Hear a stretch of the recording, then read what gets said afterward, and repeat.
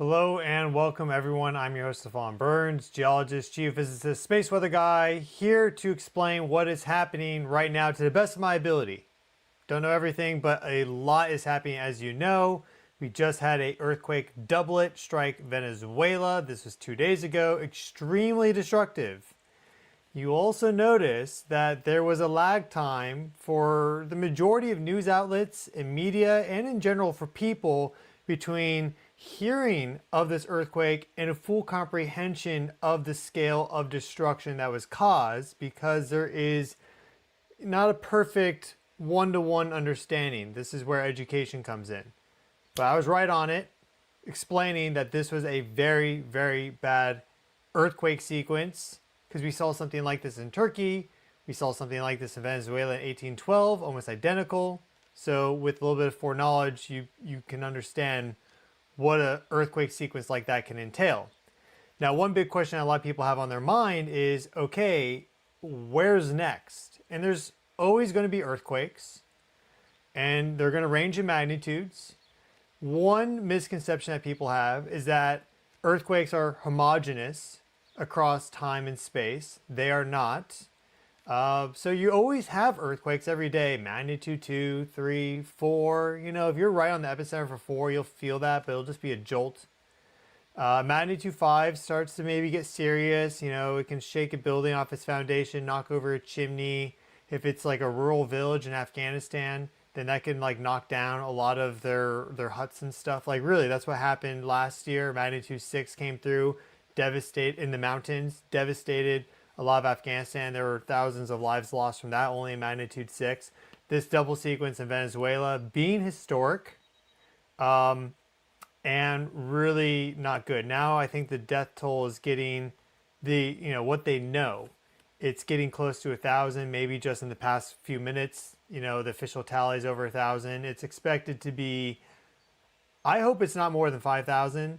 But there are like 11,000 plus people missing. It's expected to be over 10,000. So big deal. But where's next? That's a good question. We're going to explore that in today's video. I'm going to give you an update on what's happening energetically. We just had a magnitude 6.5 strike here, Southern Philippines, at the site of the magnitude 7.8, about 20 days ago now, a little less than 20 days ago.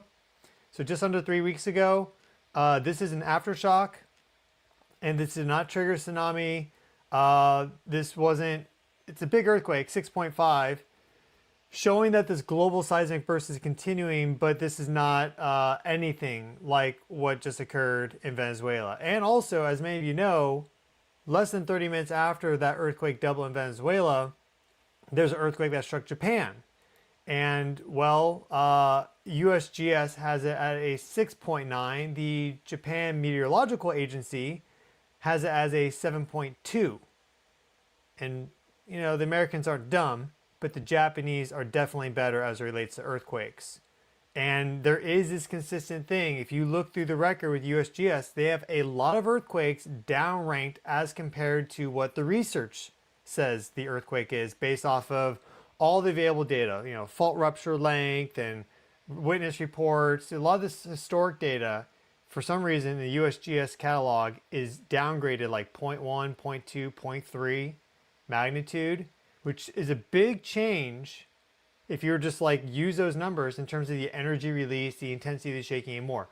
So I actually, maybe we should update this right now on the Google Earth that I have here, that in fact what happened yesterday was a 7.2.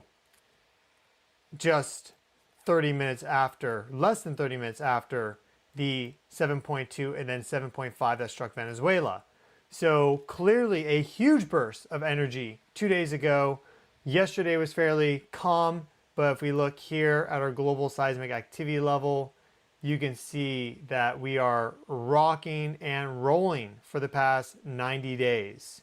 Because we see this elevated activity here. This is the current global seismic burst. We had extreme levels back with the 7.8.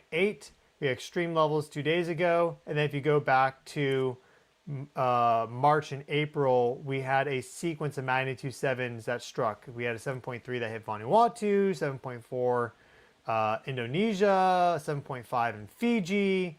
So there's been tons of activity in the Ring of Fire, and more specifically in the Western Pacific.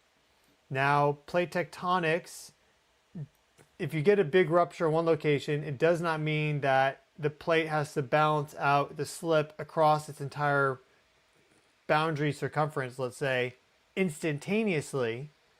But in general, if you're getting a lot of movement here and the Pacific plate is, jumping and jiving, well, the plate is one contiguous unit. There's different blocks that make up the plate, but eventually it all moves as one. Eventually you will get some sort of catch up in other locations. So California, faults in California are very overdue, both in Southern California and in Northern California. Of course, just a few hours before the doublet in Venezuela and the high magnitude earthquake in Japan, we had this historic 5.6 just outside of Willits, in between Willits and Ukiah. Historic because this area has never seen an earthquake this big in our record. And this is a critical junction point where you have these two big mountain blocks on both sides of the San Andreas Bend right there. And we get this line of historic earthquakes going across just there, and you don't get any within these mountainous blocks. So this is indicating that we could be seeing a big rupture in NorCal soon, because we've now had some movement in this dividing line. I talked about that in that live stream quite in depth. I've discussed that in other live streams and videos as well. But SoCal, very overdue for a big earthquake. What we see historically is that you get this alternation between big activity in the Mojave, the East California shear zone, the seismic zone, and also even further up in Nevada, Walker Lane. You get this distribution of seismic energy here, but then at times it'll flip back from east of the San Andreas to the western side. So one reason why we're really looking at the United States very clearly is because, and I talked about this in that California earthquake live stream 2 days ago, right before Venezuela happened. I've discussed this before, but it was literally just a couple hours before. We were talking about how the last time we had some big activity in North America with New Madrid and also Southern California. Southern California had its own doublet in 1812. This is December, 2 magnitude 7 plus earthquakes. It was like a 7.5, 7.1, something like that. We had Venezuela pop off in 1812 as well. The Great Caracas earthquake, March 1812. So we were talking about that, and then it happened. So there is this relationship in time between at least a 1, n equals 1, of there being big activity in Venezuela, New Madrid, and California effectively simultaneously in geologic time within 1 year's time frame.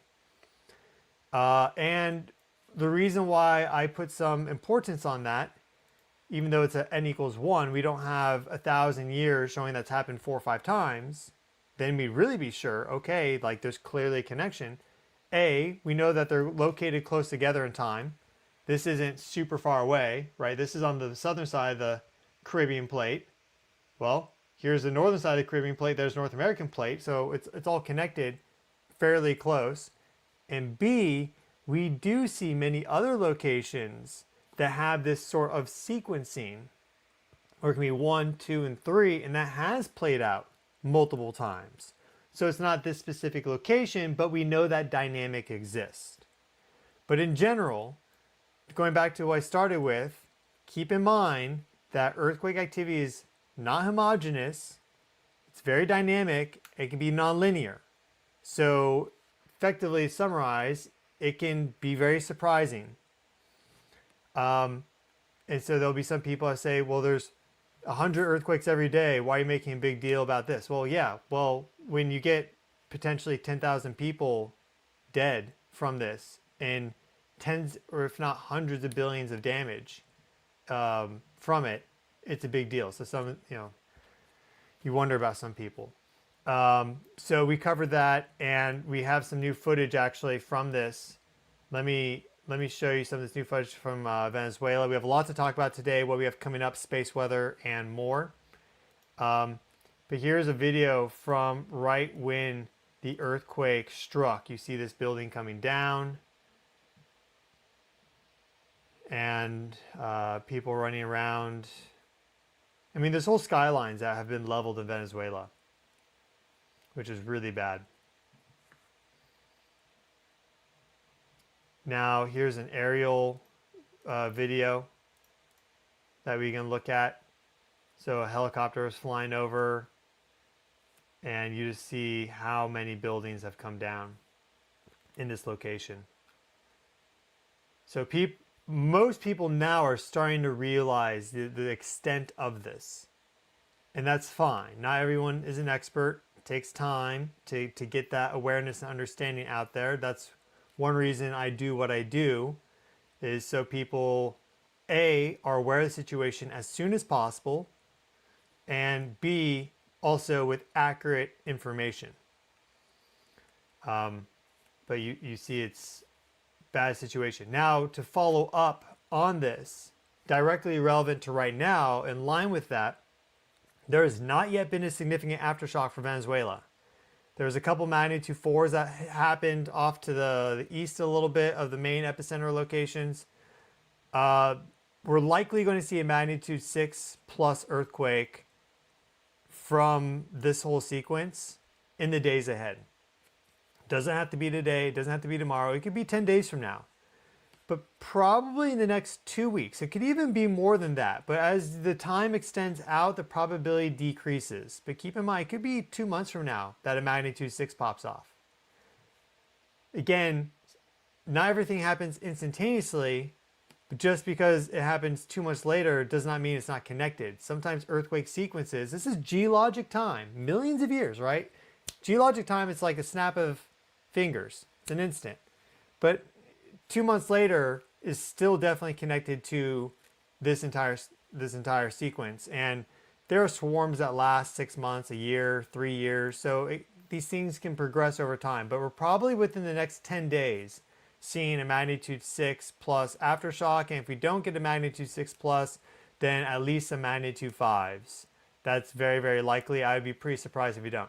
Now check out this video. This one's insane. Maybe you've already seen these, and this one in particular has, I think, gone a little viral, but this video is literally insane. So you see a guy at the top of the building running as the earthquake is going, and the building is literally crumbling as he's running down the stairs. You can see the damage progressively accrue as the surface waves are rolling through and ripping this building up effectively. Because you get these rolling waves. They're called surface waves. You also have shear waves that hit just before. They're also fairly high amplitude, but the surface waves are the strongest. And as it continues to shake and shake and shake, this resonance amplification occurs. You know, the building starts to oscillate. If it has the right resonant frequency, it'll oscillate with it, and the damage can really quickly build up, as we're seeing here. So you wonder how many people were taking videos like this and actually ended up not living to tell the tale. They're still pulling people out of rubble. Rescue operations are underway.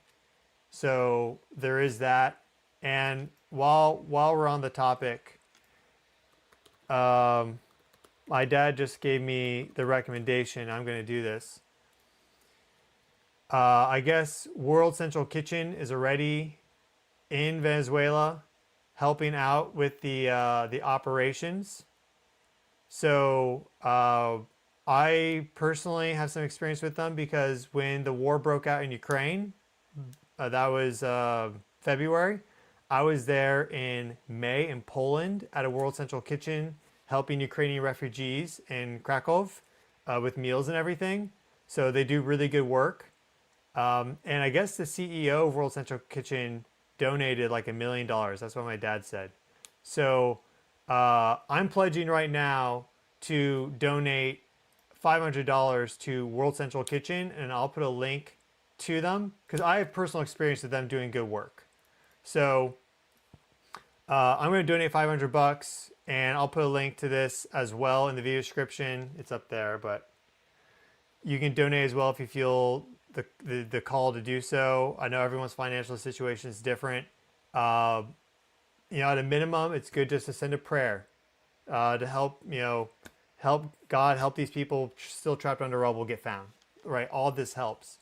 But these are one of the good organizations out there that they're already boots on the ground helping in Venezuela. So yeah, just wanted to get that in front of you earlier on in the live stream. So there's been a tremendous amount happening, as you know. And the question is there going to be more? And well, earthquakes are driven by, in general, plate tectonics. But it's also not only a question of strain accumulation on a fault, it's also what's triggering the stress to finally release.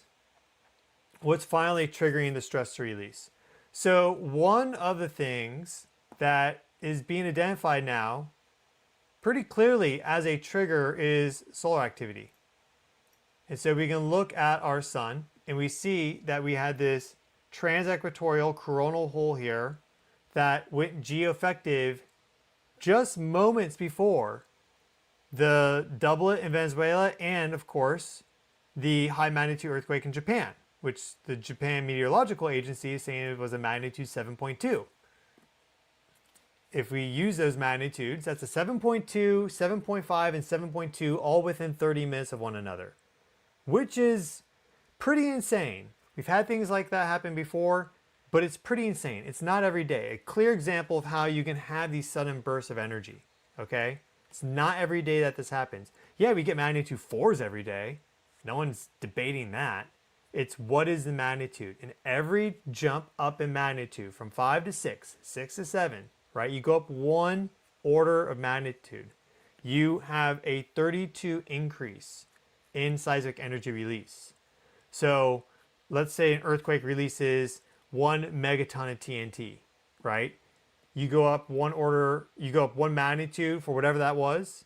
Now it's releasing 32 megatons of TNT. So it scales like crazy.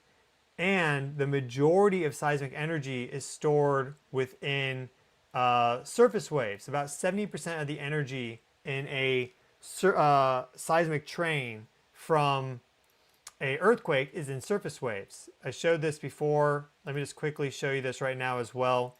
This animation here showing seismic energy. Here we have P waves.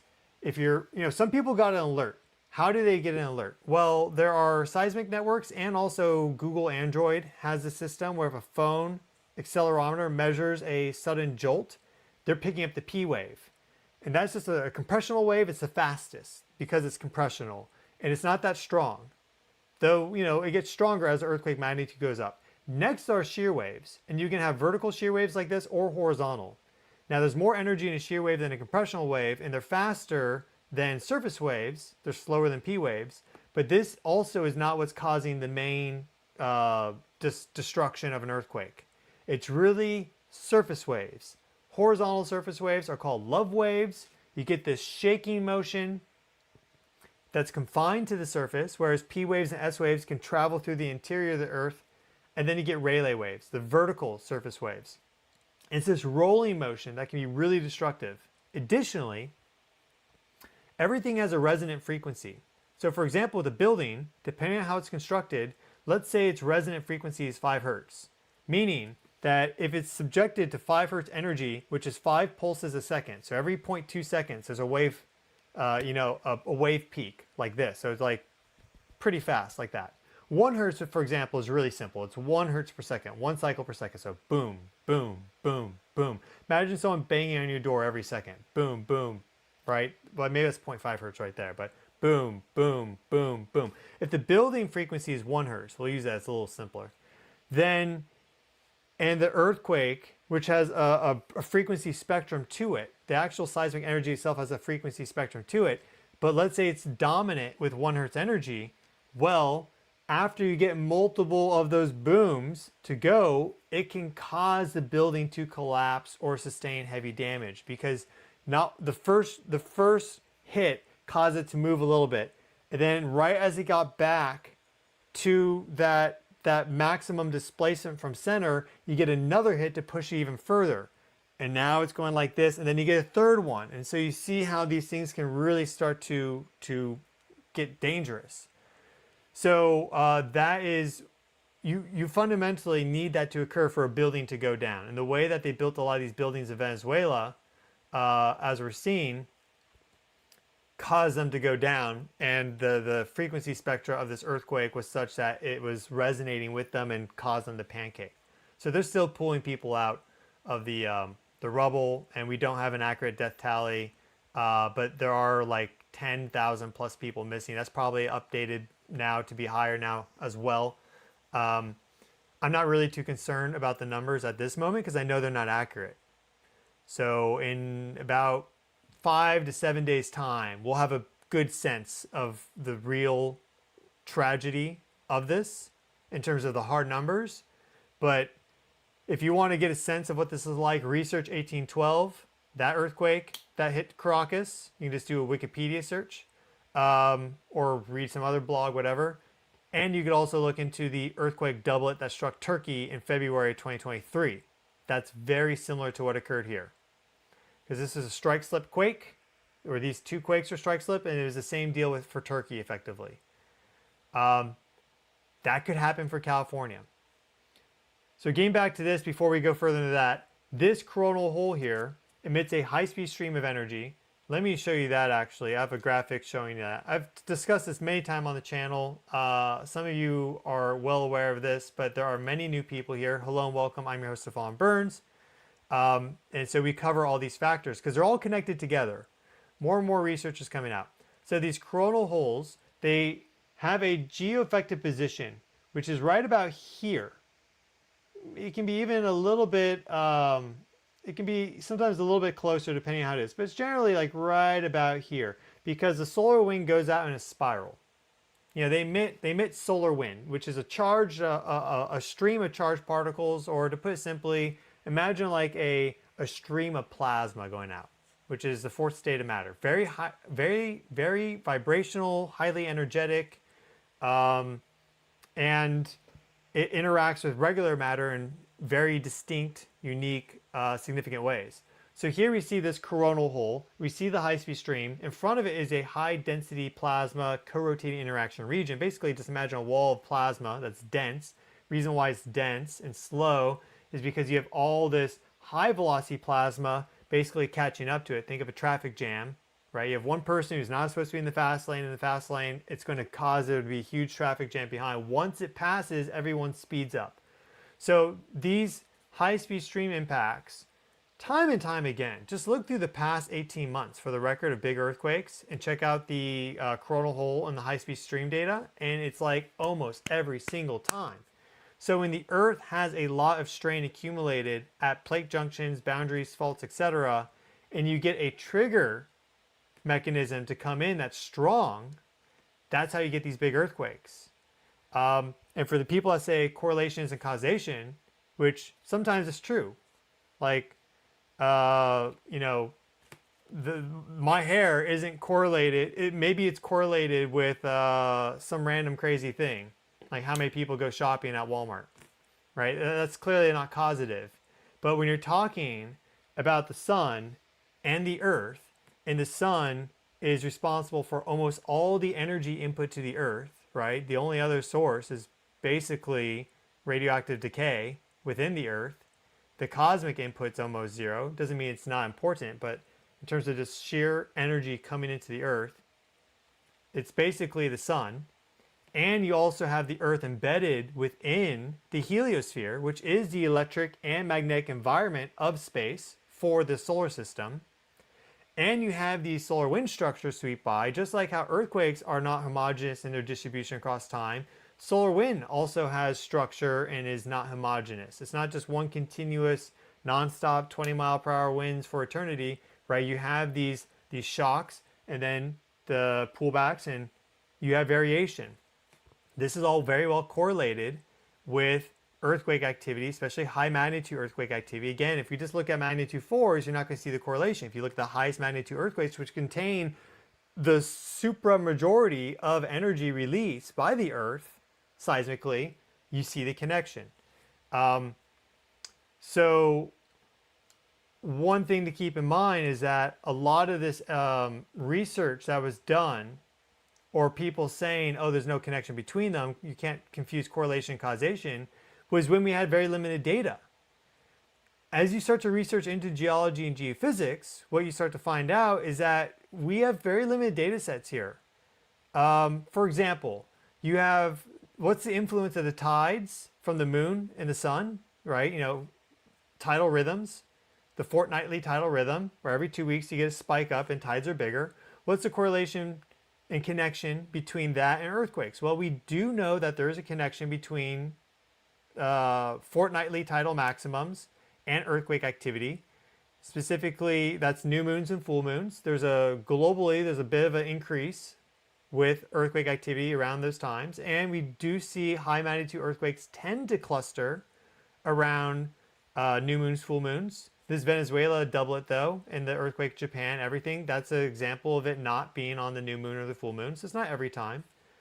But you have variations with the moon and its orbit that make it that if you really want to understand the influence of tides, because you have to look to the moon. If you want to understand the influence of tides on the Earth, you need a super high resolution earthquake catalog across probably at least 100 years, because you have this 18.6 year orbital variation for the moon. And you want to get that data not just across one orbital variation period, but over like 4, 5, or 6 of them, and over multiple solar cycles. So our high resolution catalogs for earthquakes really start in like 1980, but if you want to be like really precise, the year 2000. So 26 years, 46 years. Now, you can go back to the 60s and 40s and 20s, but as you go back each of those 20-year jumps, you're going to miss a lot of earthquakes that occurred on spreading centers in the middle of the ocean. You're going to miss out on a lot of good data that is going to help you, that signal, which will help you identify whether there is a connection or not. Otherwise, you'll just see noise. So our catalogs are super, super new, and we really don't know. But if you track this in real time, you see it happen time and time again. Now, the reason I'm making this point is that you have these resources that were put out, written like 15 years ago, like, you know, a single 2-paragraph article by the USGS saying there's no connection between solar activity and earthquakes. Well, guess what? It was 15 years ago. And these sort of observations, these extreme ultraviolet light and these sort of observations of the sun only go back to 73 with Skylab. Before that, we had other ways of looking at the sun and sunspots and more. But these sort of details, where you can look at the corona, you can see the coronal holes, etc. You can only get that from space, because normally this light is absorbed into the ionosphere. So if you're not in space, you can't get this imagery. So that only goes back to 73. It's not that long. Like, it's not a sufficient length of time to be able to say, no, it does not have an influence. Especially if the article was written like 15 years ago. And Solar Cycle 24, the last one, was weak. So it wasn't really a good data set. Now, Solar Cycle 25, though, has been anomalous in the fact that it's had so many of these large coronal holes. So the past 24 months have really been fantastic for collecting this data. Now, there was already people before 2024 that were talking about this connection. They had more of a limited data set. Now it's really becoming quite clearly observed. And again, it's hard to get more causative than the sun. It's not my hair and Walmart's. This is like the sun and the earth, which formed together 4.54 billion years ago. So obviously they're connected. Without the sun, the earth would be a cold, dark, barren place. We wouldn't exist. The earth would have never formed unless we had the protoplanetary disk and everything. So this is connected to solar activity, especially when they're recurrent solar coronal holes that sweep by multiple times every solar rotation. You get a hit. If the polarity, like this one's negative polarity, it connects nicely to Earth's magnetic field. We see this time and time and time again. We've had these coronal holes on the sun. Some have been on the sun for more than like 12 rotations, 14 rotations, and it's this loading effect that you get. Because not only are they trigger mechanisms, they also load energy through piezoelectric effects, alterations to the ionosphere via telluric current generation, flowing through the subsurface, alterations to the atmosphere and all the different levels because of how the solar wind interacts with the atmosphere. We see energetic coupling between the magnetosphere, the plastosphere, the atmosphere, and Earth's lithosphere, the crust, and basically everything below our feet. That data, no one discounts. If you don't know, though, then you don't know. But we have really good research on that. So, in addition to that, though, we also have solar flares. And these charge up the ionosphere because this is a sort of frequency of light, extreme ultraviolet X-ray light, that instantly hits the ionosphere and charges it up. It's about it takes light 8.3 minutes to reach the Earth. But when it does hit the ionosphere, it creates plasma in our upper atmosphere where there already is plasma. So we can look at what happened over the past 7 days. This is our past 2 days or so. I think our past 48 hours of solar flare activity. You notice that we've had continuous low-grade activity now for about 2.5 days. We haven't had any M-class flares during this time frame, but we have had low-grade activity in our overall base load of solar flux at these soft and long X-ray wavelengths, and EUV light flux is higher. We have a big sunspot rotating in. I'll touch on that next in just a second. But here we see our X-ray flux. And so you notice that back on the 20th, starting on the 20th, going through the 22nd, we had this sequence of solar flares, M-class flares, and also this 6.9 M-class flare, which is quite strong. But look at the, see in between right here, in between the flares, the overall load went quite low. So we went down to the B-class zone in between. And then with the flare itself, basically a flare is a giant explosion on the sun, just a huge explosion, right? And they're still kind of figuring out how that happens. There's different ideas. We have a good idea, but not exactly. So we had this occur, charging up the global electric circuit from the 20th to the 22nd. And then we had things cool off with solar flare activity. Then you see now the flares that are coming in right here, all elevated now to basically C-class range, which is significant, but no huge flares. But basically, every single one of these micro flares charging up the global electric circuit, generating more plasma in the ionosphere, stronger telluric currents, more of a piezoelectric effect in the lithosphere, tons of other mechanisms as well, but those are the main ones, okay? And this can act as, when you have more energy in the system, you can have bigger effects because the trigger can be stronger. So again, the strain is accumulating due to plate tectonics and some other factors, but if you can get it to push over due to a tidal effect or due to a solar weather effect, right, a space weather effect, then you can get the rupture. And well, that's exactly what we saw, because if we go to our other measure here, here we have our real-time solar wind, and we notice, I have the times for the earthquakes in Venezuela and Japan. It was on the 24th at 22:05 UTC, Universal Time, for Venezuela. So we'll get this lined up right on that. 22:05. So let's call it right there, 22:04. Look at the yellow line, okay? I think this is close enough right here. It's kind of hard to get it exactly set. There it is. Here is our high-speed stream impact. The solar wind velocity there is under 400, and look at how it ramped up. And the moment it got to 600, like right as it actually really started to come in, we had this double earthquake pop off in Venezuela. And then less than 30 minutes later, at 22:30 Universal Time, right about here, you had Japan. And you see the magnetic field strength is also right around the strongest of that impact. So we see this over and over and over again. If we go back to the magnitude 7.8 in the Philippines, okay, we see a high-speed stream impact came in here and triggered a G2 storm on the 5th. So there's Variability, it's not like everything plays out exactly the same every single time, right? Dynamic. It's a dynamic nonlinear process. But we see that we had this high-speed stream impact. Our velocity of the solar wind went up. So the overall energetic environment around the Earth is changed. You have the magnetic field. Earth's magnetic field is static until you get to beyond the ionosphere, and then it gets dynamic. And you have what's known as the magnetosphere. Because Earth is always just generating, effectively on our time scale, a static magnetic field. But once you get out to beyond the once you get to the ionosphere, now the magnetic field is much more variable. And the solar wind can push it in closer. It can expand it out further. I can show you a graphic for that really quick, so you get a sense of what this coronal hole impact looks like. This is a good one to watch. Here it is. So here it is. And you see how the magnetosphere compresses as this coronal hole high-speed stream sweeps by and impacts us. And it stays compressed for a long time.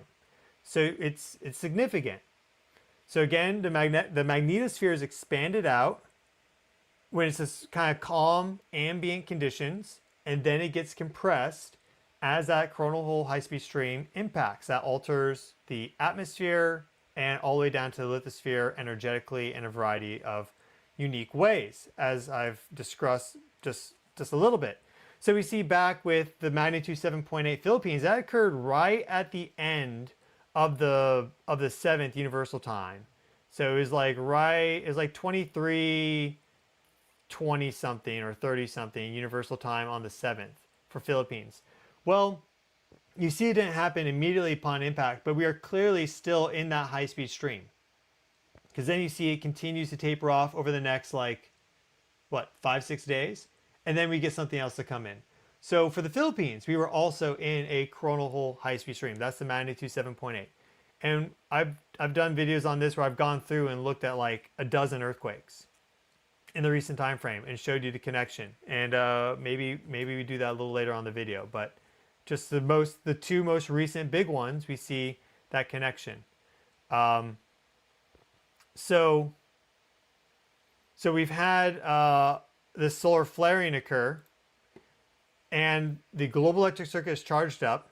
We are still in this coronal hole high-speed stream.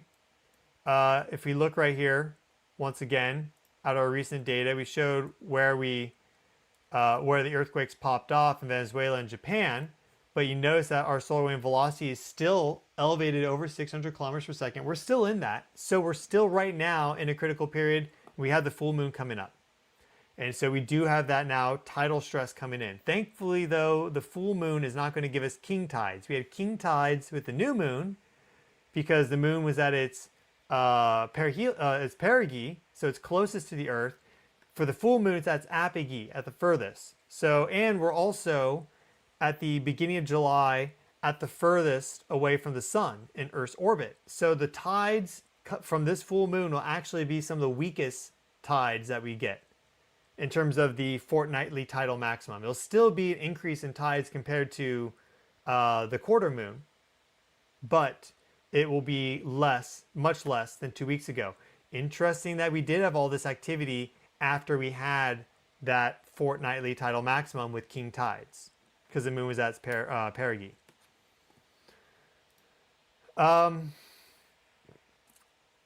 So obviously we see that there's a lot happening. We also have more than just the coronal hole, high-speed stream, and solar flares. I'll show this really quick, and then I'll show you the big sunspot that we have. We've also had some activity here from the sun with a big filament eruption, or some sort of prominence filament something eruption, just a big plasma eruption from the limb. Now this is not going to impact us, but it's showing that the sun right now is quite energetic. We're at the very beginning of the descending phase for solar cycle 25, meaning solar maximum just ended. Solar activity is still quite elevated. It's not zero for sunspots, right? That's solar minimum. We're still very elevated, over 100. You also notice this big filament there.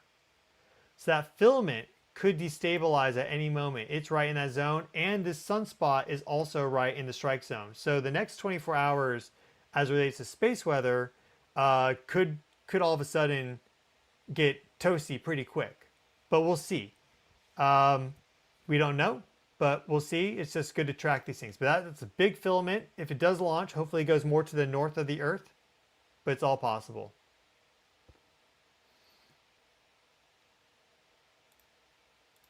And we see here now this giant sunspot that's rotating into view. So here we have 4478 just appearing on the limb now. This is the biggest sunspot we've had in some time. Hasn't been that active yet, but you can see it's growing. So it is getting bigger. It's kind of two distinct zones now.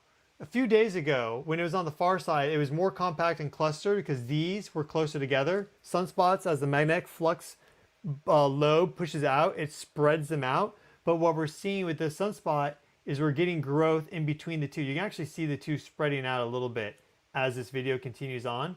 But we're also seeing sunspots form in the interior.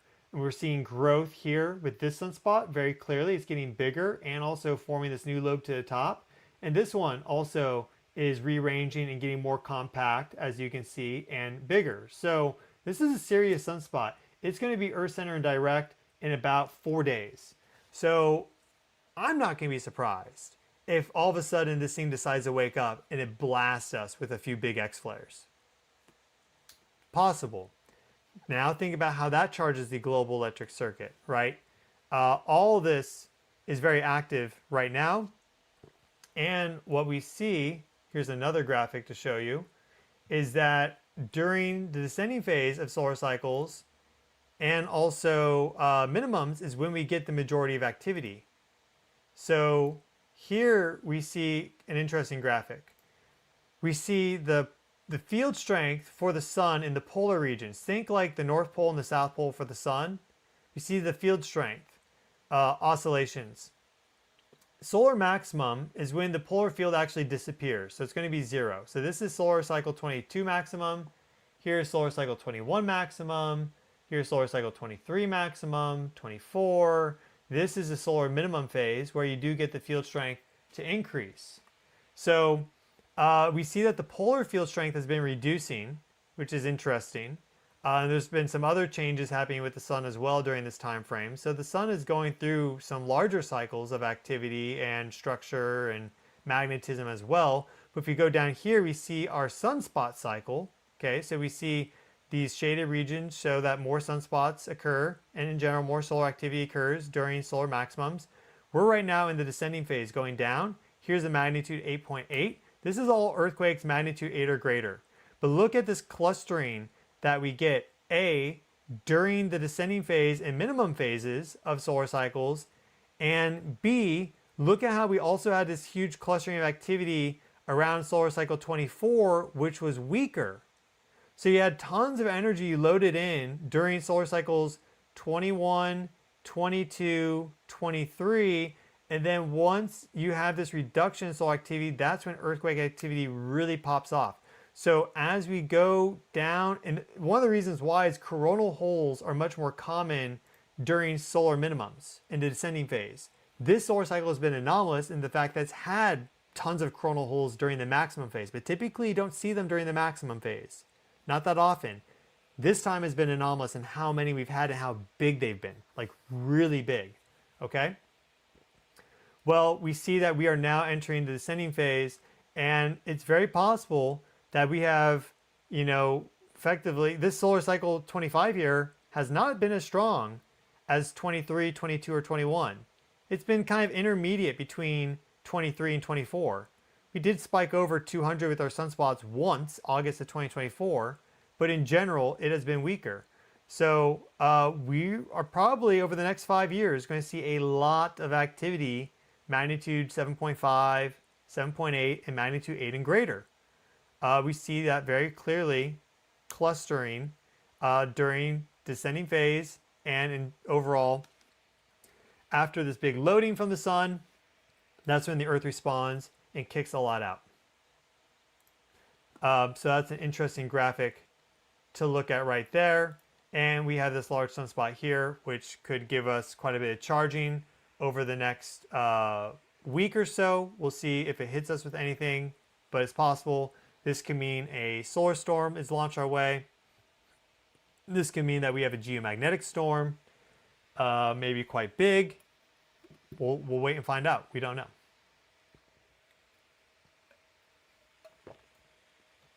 Something else to mention, just kind of comprehensively going through everything right now, and we're going to talk more about locations in just a minute.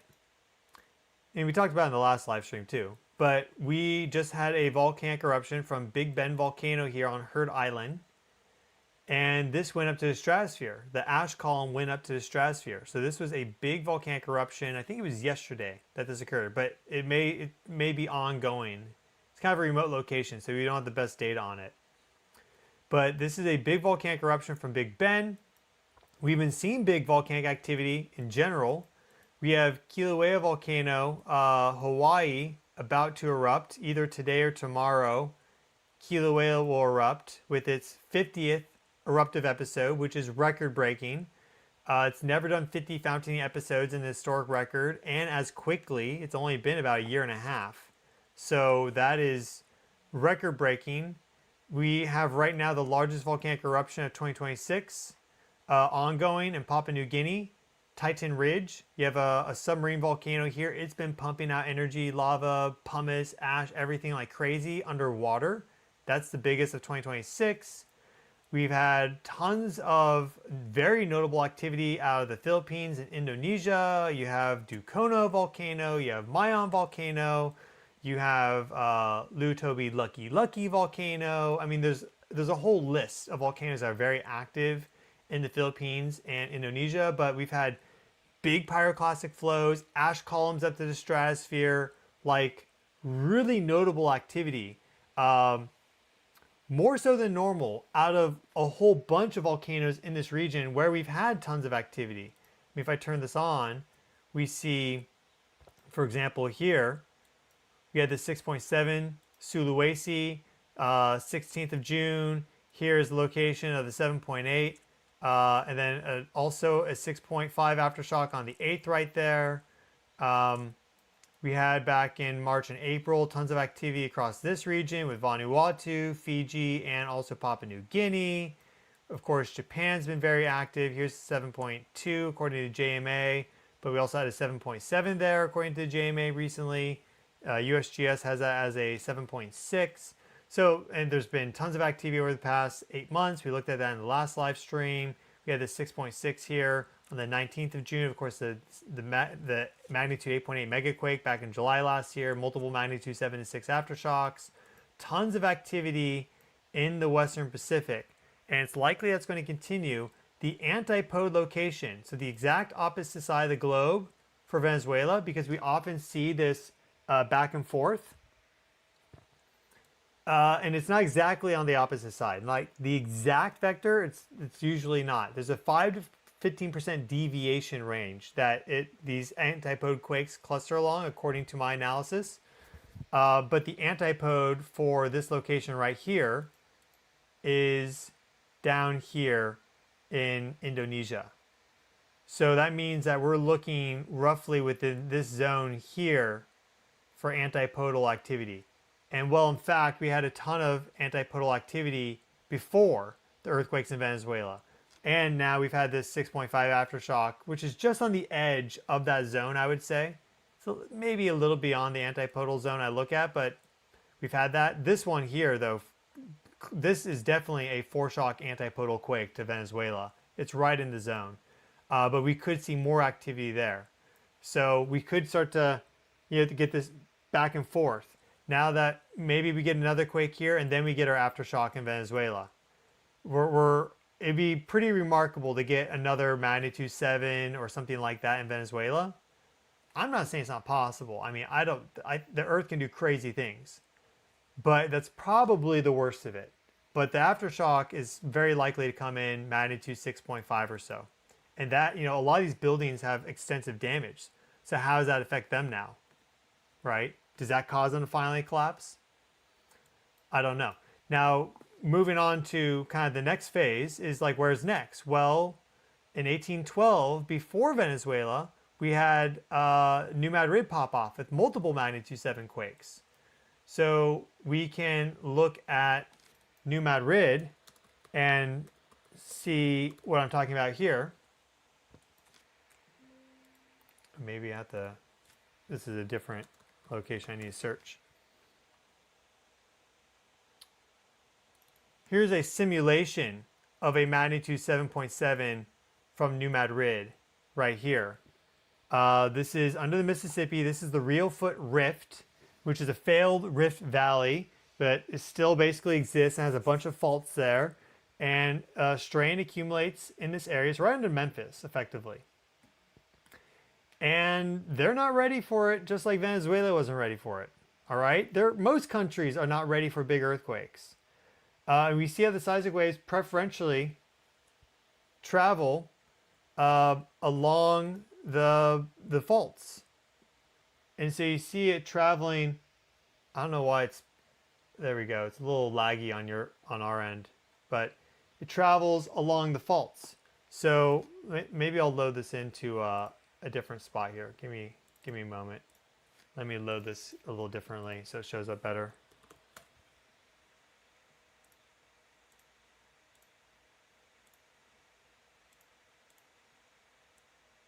This will be better. Here we go. So we get this propagation of seismic energy. Now, back in 1812, it was December of 1811, going through the late spring of 1812, there was multiple magnitude 7, magnitude 6 earthquakes. Fairly shallow, okay? That's effectively what happened in Venezuela, right? 7.2 and then 7.5. Though the New Madrid sequence is spaced out over 6 months. And in fact, there were so many just earthquakes and aftershocks in general, like magnitude 4s and 5s, that there were some places that are effectively almost continuously shaking for months. Think of what that would do to these areas. Sedimentary fill, right? It's all basically sedimentary fill, and that is more susceptible to these seismic energies and waves. And they know they have a risk of earthquakes in Memphis, but it's been 200 plus years. So you think that these buildings are up to code, right? No way. Especially now, modern buildings putting up houses, how they cut corners literally on these new construction. It's crazy. So a big doublet or triple or even quadruple sequence, either back to back to back or over the course of a few months, New Madrid would be devastating. So we have the history of that occurring. Well, we have the history of Venezuela occurring in March of 1812 as this was occurring. So this area now doesn't mean it's going to happen, but we should be very mindful of this. If you live anywhere in this area, you need to make plans. Like, you need to get supplies and you need to have an earthquake preparedness plan. Because if you're building, like that guy running down the building, right? It's a good thing that he was going down the building, because you need to get the earthquake alert. That gives you like that 5-second heads up, 10 seconds heads up. It depends on where you are in relation to the epicenter of an earthquake, but 5-10 seconds can save your life because it can get you out of the building. It can help you get your kid before the shaking goes crazy and you literally can't move, or kids or dog, whatever, and get out. Maybe leave your fish tank behind, but it can help you get out. So New Madrid happened exact same time as the earthquake in 1812 Venezuela, the earthquakes. And at the same time as well, we had Southern California. So that was a doublet. Let me pull up my California map to show you that. And here we see this doublet that occurred. So you had a magnitude 7.5 on the 8th of December directly on the San Andreas Fault. So this is about 6 months after New Madrid finished up, and a little bit more than that, maybe about 8-9 months after the earthquake in Venezuela. But within a year, geologically, that's like in a blink of an eye. You had this 7.5 here, And then 2 weeks later, you see how it went over off to the left in the channel. And that was a 7.1 on the 21st of December. So we see that the earthquakes that just hit Venezuela were a doublet, just like in 1812. And then back in 1812, we see that SoCal also had a doublet, though with 2 weeks in between. Really showing, there's a lot of similarity between the two events. And there can be a delay of 6 months. Doesn't have to be tomorrow, but 6 months is certainly pretty soon. We know that the stress on these faults is at extremely high levels. A new study came out.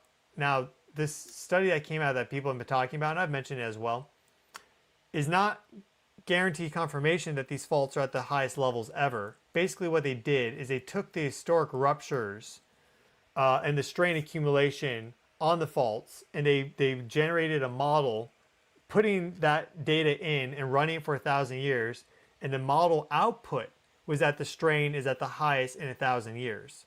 But that's a model. It's maybe not reflective of reality, but it's probably pretty close to accurate. So we know that these, the San Andreas and other big faults like Hayward Fault, for example, last big rupture, 6.8 in 1868, we know that they're super overdue. And well, look at this. San Francisco, 7.9. Venezuela's biggest was a 7.5 in the sequence. Imagine a 7.9 striking San Bernardino, let's say. Imagine a 7.9 right on the San Andreas, San Bernardino.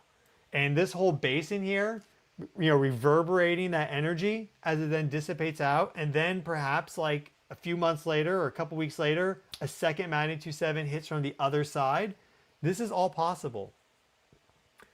So that's the dynamic. This earthquake here, this 6.1 is historic. We've never seen an earthquake this size in the Gulf with modern records. So this is showing that there's some weird things happening, okay? And the 5.4 up in Willits, that's historic, okay? We've never seen that, or the 5.6, we've never seen that before. Here's that line that I was talking about. Let me show you the line. We have these blocks on either side of this earthquake line, these mountain blocks that don't get earthquakes. But we see this line perfectly aligned with perpendicular to the bend in the San Andreas. So it's connected to that. And this 5.6 occurred right also in the same time as Venezuela, just a couple hours before, like 3 or 4 hours before. Super synchronistic, right? The universe gives us signs, right? It's not like we're given.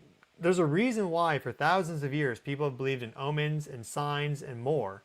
And sometimes you can kind of create your own omen and make believe what you want to make believe, but the universe is a magical, mysterious place, and sometimes we are given heads up and warnings. And so I shared with you my synchronicity experience and story with that earthquake in that live stream. I'm not going to repeat it here, but regardless, this is a sign that California is coming up. That's at least what I believe. Believe what you want. We'll find out what happens in the future. We hope for the best, but we know that what will be the best is if everyone's prepared for this, because a building retrofit can only do so much. How many buildings are going to have that, and the time frame and everything.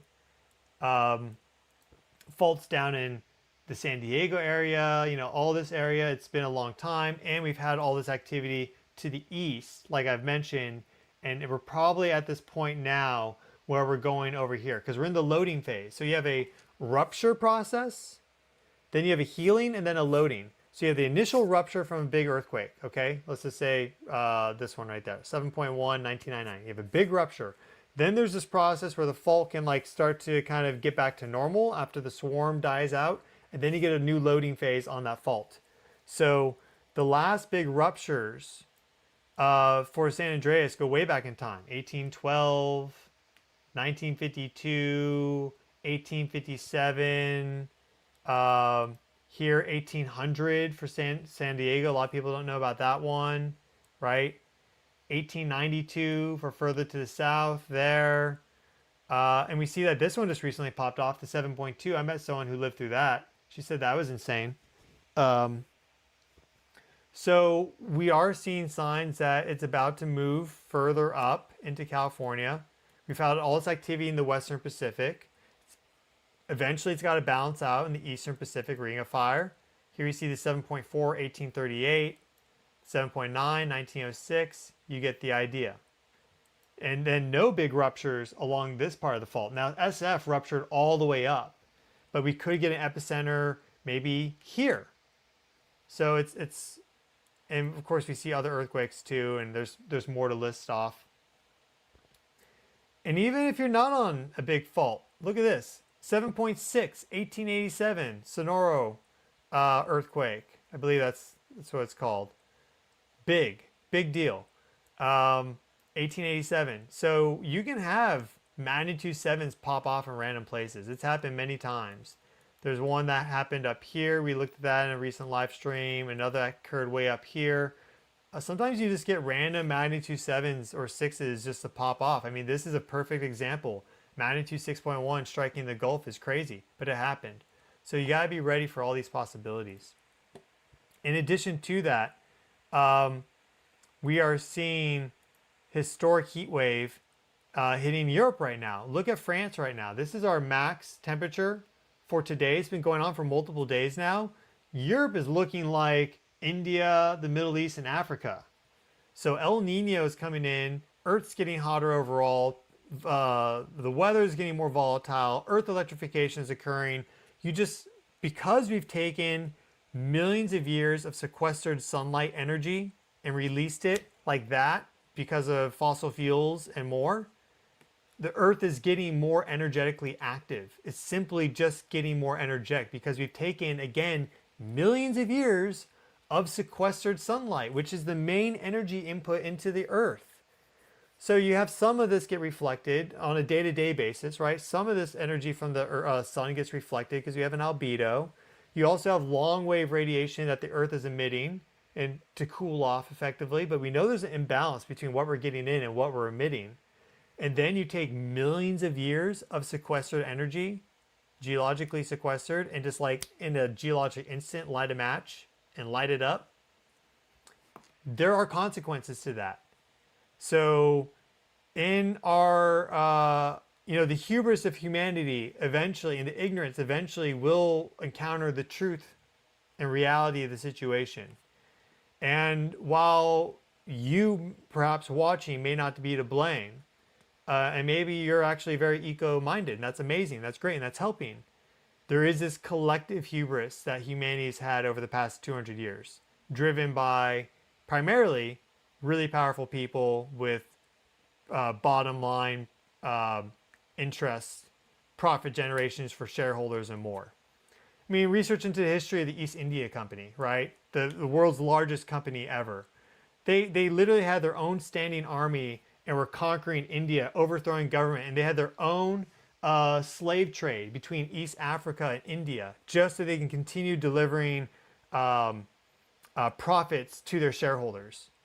That's insane. Nowadays, we think that's insane, right? But that was normal, like run-of-the-mill stuff back then. There are things happening right now which are the equivalent of that back then. And we're just, because we're living in it, we don't consider how weird or sick and twisted it is. But what we've done by deviating away from a more natural way of life in harmony with the earth, where we're really her caretakers and protectors, and we're planting trees. The Amazon, they say, is a food force because the abundance of fruit trees in the Amazon is well beyond what it should be based off of just natural distribution and more. So we've literally, over thousands of years, the Aborigines in the Amazon planted a gigantic food force and habitat, which is the lungs of the planet now if you exclude algae in the ocean. And well, guess what's happening with the ocean? Acidification, temperatures are going up, we're having tons of problems in the ocean, it's absorbing most of the heat and CO2. I could keep going on.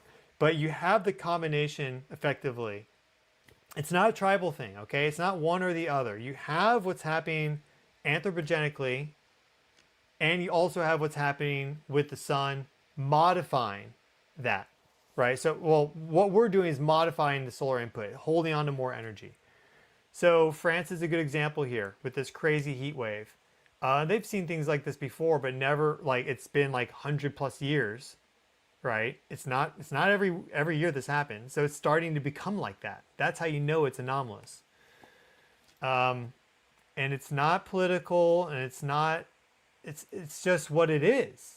I don't know why everything has to be political nowadays. That's one of these mind viruses that's infected a lot of people, because it's like this ego thing of having to be right, or my team is winning. Aren't you tired of winning? Like, this is not winning. This is losing. There are, lots of people are dying right now in France as a result of this. So you're always going to, every now and then the earth is just going to do something crazy like the earthquakes or a heat wave or something, but we're not making the situation better.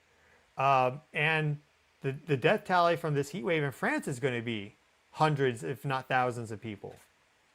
So we got some really bad things happening right now.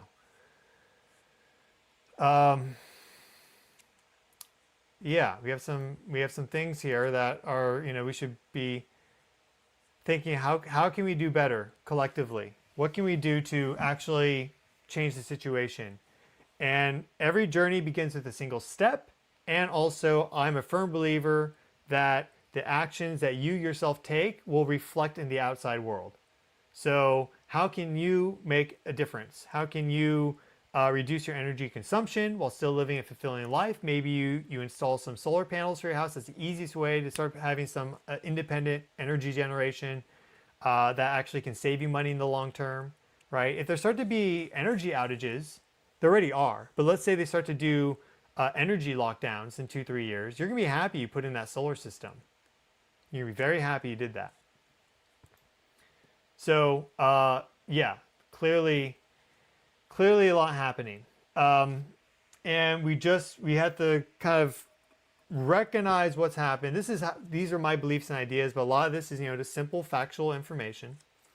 But we need to accept what has happened and just start making forward progress and change and momentum. Because if you just stay in the past and blame each other, nothing's going to happen. So it's like, just fully own up to the reality situation. Maybe you like, just lose your temper and yell at someone. You shouldn't have yelled at them. I mean, I have an example from when I was like a teenager.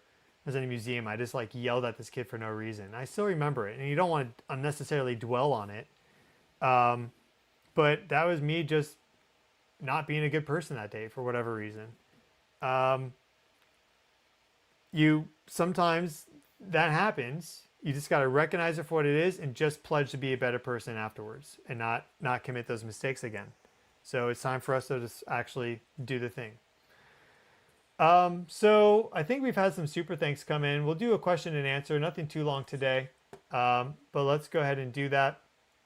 One other thing I wanted to mention is that we also did see this connection for other locations. That's kind of the idea, the topic of this video, the main one, is that we should also be looking to the immediate surrounding area. I already have issued a forecast, a long-term forecast, that I think South America is more likely to get big earthquakes now because of all the activity in the Western Pacific, Indonesia, Philippines, Japan, etc.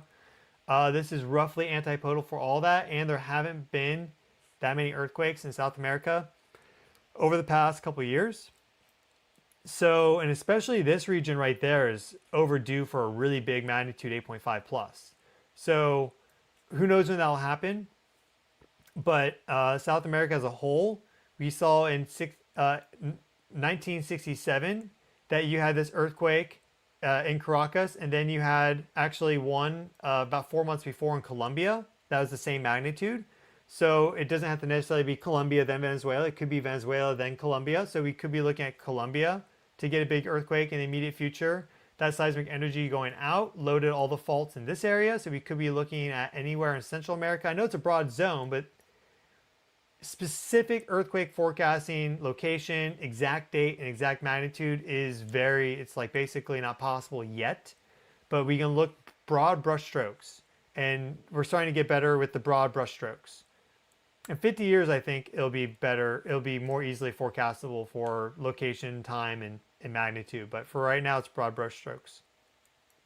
But South America, and then just one other area to mention, which is kind of independent of this, but obviously the whole Earth dynamic exists, is you had in 1717 an earthquake, a big earthquake strike New Zealand on the Alpine Fault, magnitude 8 or so, and this has a reoccurrence interval of about 300 years. So New Zealand is right now at its reoccurrence interval. The antipode location for New Zealand is Portugal, roughly. It's a little bit off the coast.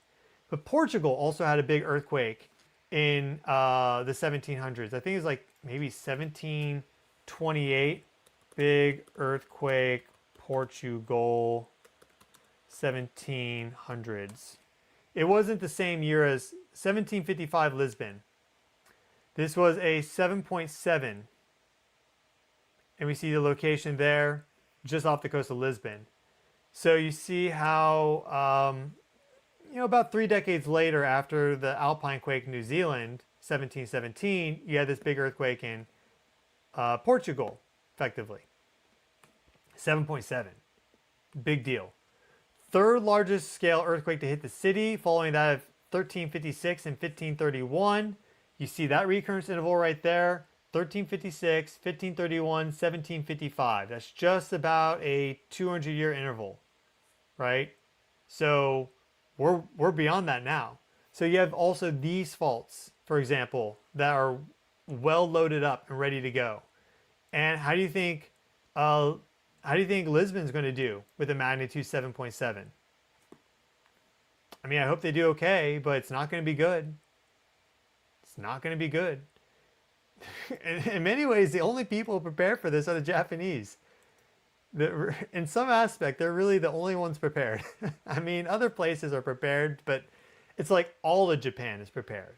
Every building, basically, other than maybe some of the little country homes.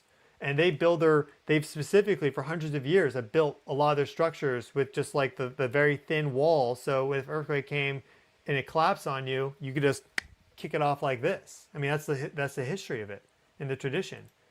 So yeah, just make sure you have some basic preparedness and survival supplies. Don't freak out every single day. Live your life. If something's going to happen, it's going to happen. But you're going to be much better off if you're prepared. And if I see warning signs, like very clear warning signs, because sometimes we get that, then I'll go ahead and issue updates. Like what we saw with Kamchatka here. There's been a few times now. Japan, last November, we saw warning signs in Japan, and then all of a sudden we had an earthquake burst in November, December, and it's still ongoing. But, I was posting updates of anomalous activity and saying Japan may get a big one soon, and it did. We saw this with Kamchatka. Before the 8.8, there was a 7.3, or was it 7.6? I think it was a 7.3 that struck. Yeah, 7.3 that struck on the 20th, about 9 days before. And then we had swarm activity. And I was like, guys, this looks like we could have a megaquake, 8.5 or greater. Boom, we had an 8.8. So sometimes you do get like very clear signs that something big is coming. When that happens, I keep you up to date on my X account at Stefan Burns Geo, and also obviously here on YouTube, the main platform. So let us talk about what these super thanks are. These super thanks have come in. Let's just see what they are.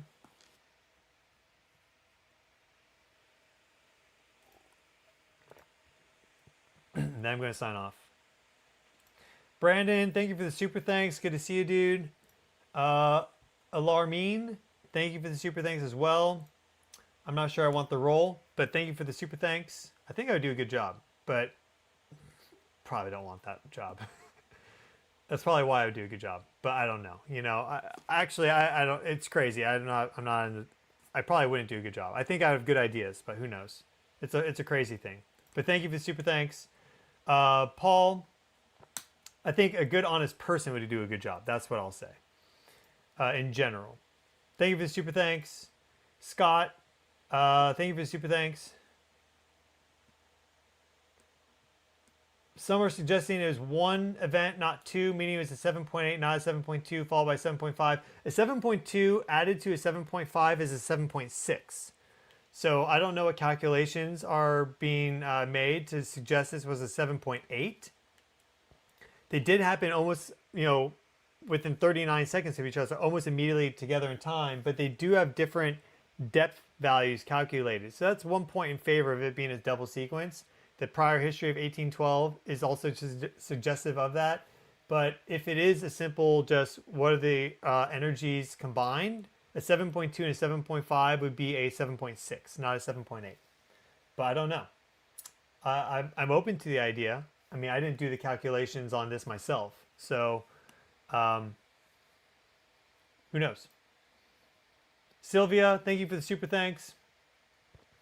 Volcano activity forecast. Just in general, we're seeing tons of activity from global volcanoes. There seems to be more energy coming up from the mantle in general. Hawaii is a clear example of that. Titan Ridge, Hungatonga, Hungahapai, that eruption 2022. All these in general being clear examples of more activity coming up from the mantle. So, you know, earthquake forecasts are quite a bit more specific than volcano forecasts. But just over the next 5 years up, and I've done specific videos on that recently, so I would recommend you go to my videos or my live stream page and check those out. You can find them pretty easily and check those out. Thank you for the super thanks. Texas Even Star, thank you for the super thanks. And Sigrid, thank you as well. Nierka Lopez, thank you. Anamir, thank you for that. And we already showed you Nana, but thank you again. Or I guess Lou. Julie, in 1994, I felt a small earthquake in Los Angeles. I knew a big one would come in a few days. I don't know how. I have no geo background. The Northridge earthquake came 3 days later. I ran outside. What will you do in an earthquake? Well, I mean, if I'm in a spot where I need to run outside, I will do my best to do so. Sometimes you're not in that type of location, but you don't want to freak out, but you want to get to safety. Open air spaces are best, right? Away from tall buildings, trees, things of this nature. But a tree will be better off than a building. But yeah, I guess you really only know until it happens how you're going to react. I've been in magnitude 5 quakes, but nothing over that. So thank you for sharing that. And yeah, you know, I think that if you're intuitive, you can pick up on these things. I mean, right before I left California a couple of days ago, I was like, California is about to get one. We had the 5.6 in Willits, which is historic. So, you know, Miss Claire, thank you for that super thanks. Fire Elemental, you're going to have to go to the beginning of the video. I did an explanation on that quite in depth. So, yeah, already all answered. Thank you for that. Young Fox, thank you for the super thanks. And Mary Prince, thank you for the super thanks. Yeah, I'll definitely do some. I plan on actually doing more of those eventually for my website and having those hosted there. So you can check that out. I'll announce that when it happens. But definitely, thank you. Graham, thank you for the super thanks. Why do you think random areas like the Gulf of Mexico and Willits are now getting earthquakes? And do you think there's a chance of other random places starting to pop off? Yeah, well, they are already starting to pop off. Those two being good examples. But also here, if we look, for example, we had a 4.0 up here in Alaska. That's kind of odd. It's not the most odd, but then a 4.2 here, southern Norway.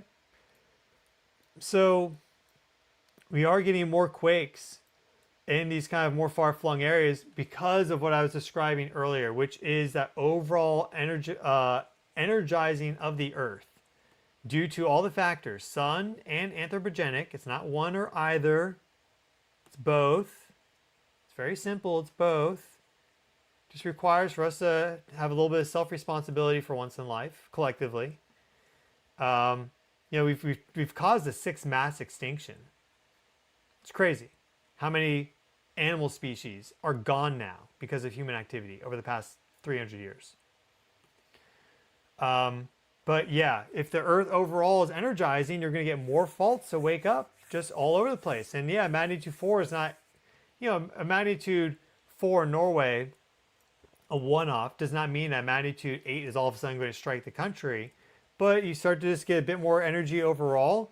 That just means that the main centers can have more frequent and bigger earthquakes. I would say this would be what I would think. We'll really know a lot more in 100 years. Unfortunately, it's going to take some time to get better confirmed. this is how it works, because again, these time frames of data acquisition and relationship building and more takes, geologic time, takes a long time. Thank you, Clemens, for the super thanks. Appreciate that. And KJM, thank you for the huge super thanks. That's awesome. And also, even better than doing a super thanks, if you're into it, I mentioned that I'm going to do a $500 donation to World Central Kitchen. I would encourage you to do so as well. They're already boots on the ground in Venezuela. I've volunteered with them before, helping out in Poland. Just a couple months after the war in Ukraine broke out, I was in Krakow helping Ukrainian refugees come into Poland. They do great work. And so this is probably one of the only, maybe the only company, like group, that I think that your donation actually helps. Because there's people there, they're stirring the pot of chili, they're slopping it out and giving it to the people. So you know it's happening. They're there right away, boots on the ground. So appreciate that super sticker. That's going to go right towards it. And I encourage you to do your donations as well if you feel called and if you have the financial capability. Everyone's in different positions. There's no judgment here. 377 Umcar, I think he's asking about my live stream setup. I have OBS, which is open broadcasting software. I have a second screen on my laptop, and I have a green screen behind me. So you can see my green screen right here. I made this myself. It's not one that you buy. I just bought some green fabric and sewed it myself. It's huge. You want a big one, and you key it out using OBS, and that works really, really well. So there's other things too, but you can figure it out from that point on, I think. And yeah, wish you the best of that. Medic, any thoughts on Yellowstone? I answered this in yesterday's live stream too. Just in general, I'm not concerned about Yellowstone. Like at this exact moment in time, in terms of something crazy, there's always activity at Yellowstone. So you can't really take some recent little change at Yellowstone as indicative of the whole thing's about to go. I don't think Yellowstone's dead though. But if we start to really get clear signs of something big happening at Yellowstone, like tons of uplift and huge earthquake activity and more, then I'll let you know. But we're not seeing that yet. What we're seeing is normal Yellowstone activity. If that changes, I will let you know. I'll make that very clear. So yeah, those are my thoughts. Boofhead, where in the Indian Ocean near Australia do you predict, Stefan? And thank you for your updates. I'm not sure where you're asking about that, like predict an earthquake. For the Indian Ocean, I mean, this is the antipode for Venezuela. So we could see anything in this zone. You have actually two plate boundaries here. You have one north of Bali and one south of Bali. So you can get some interesting things to occur right in this zone. But who knows when or if things will happen there, but I wouldn't be surprised if we get something in the next year to strike this zone here. You're unlikely to get something in the plate zone, and a ridge eruption, or not eruption, a ridge earthquake isn't the biggest deal, so that's not a big concern. Really, it's looking this zone here going all the way up to Sumatra 2004, that area, the Andaman Sea, where you had the tsunami and more. Thank you, Alion, for the super sticker. And Christy is asking, are any of these quakes on ley lines? Thank you. I don't know. I've never seen one good map as it relates to ley lines or dragon lines. These spiritual energy lines that run through the earth. I don't doubt they exist. But in terms of like actually having a map of ley lines across the planet, I've never seen one that's actually good. They're always just made up ones. So I can't answer your question on that. But thank you everyone for watching. I was also going to point out the planetary alignments that we have coming up over the next few weeks, but I'm realizing that I didn't get to that at all with this video. So we will do a follow-up on that because we have some pretty significant planetary alignments. Kind of specifically, the 3rd of July is looking quite significant. We have a Mars-Uranus conjunction and many others. So I will keep you up to date on that. The next big thing though is this full moon on the 29th to 30th of June that is conjunct the galactic center. So it's going to be Earth, Moon, the center of, well, it's going to be Sun, Earth, Moon, then the center of the galaxy. So you only get that once per year. So I'll do, my next video will probably be discussing all these planetary alignments that we have coming up over the next couple weeks, which are quite significant.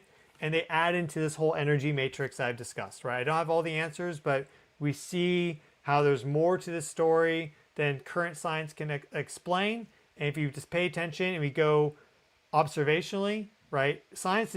Should be, in general, science is you make an observation and then you try to explain the mechanism. That's how all the great scientists did it. Newton was hit on the head by the apple and then he thought of gravity, right? Gravity always existed. It's not like these things exist once we think of them.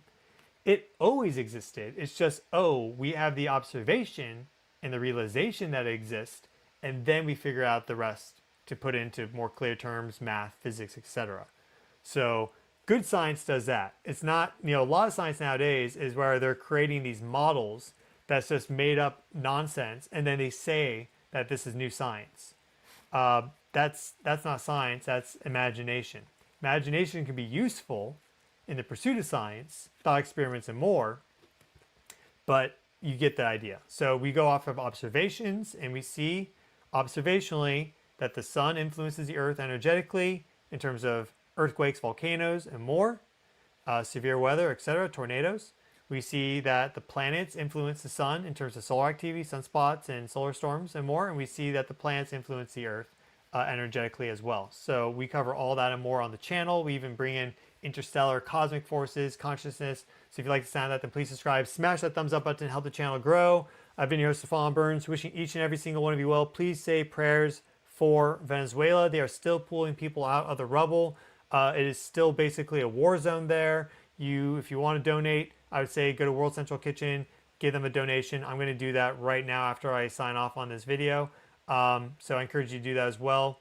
And wishing you all the best. Much love. I'll see you all in the next video.